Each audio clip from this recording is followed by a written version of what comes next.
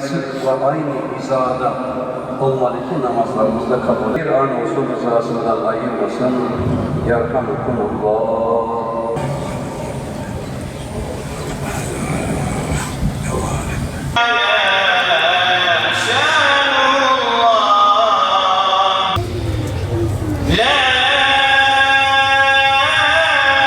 Elhamdülillahi Rabbil alemin.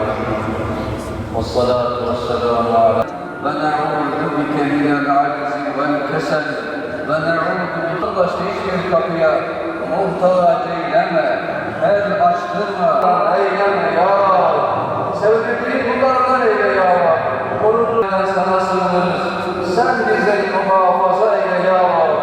Allah'ım ni'mel mevla ve ni'mel nasir.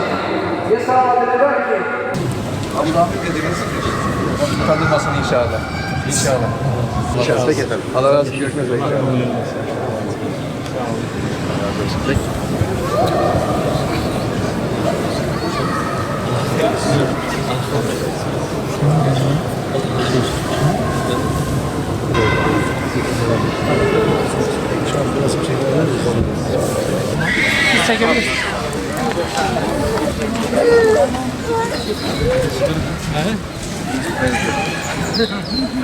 Tabii ya, savaş.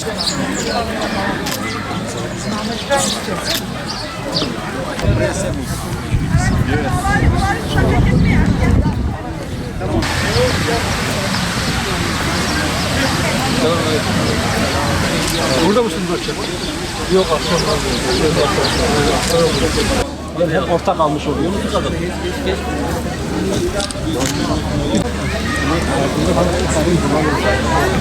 Yuvan bot.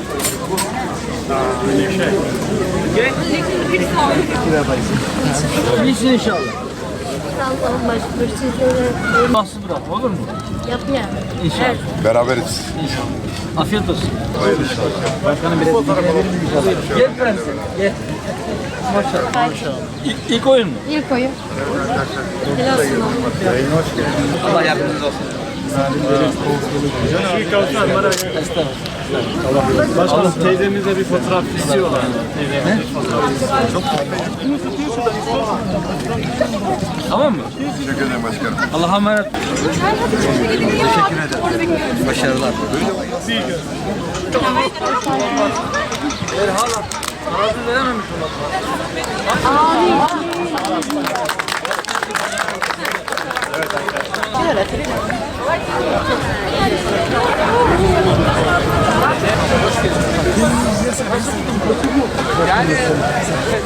Gel bir arkadaşım. Beraber bir resim çekelim. Bakar aklına gidiyor. Cennete kadar ayrılmış. Cennete de beraber. Çok teşekkür ederim. Merhaba. Maşallah. Ehlen bu. Hey, ana sabır, ana. Mesleğin ilmi var. Eyvallah, Allah razı olsun. Ne? Tamam. Merhaba. Allah yarın bayramımız olsun inşallah. İnşallah bu geceden başlayacağız. Şükür namazı.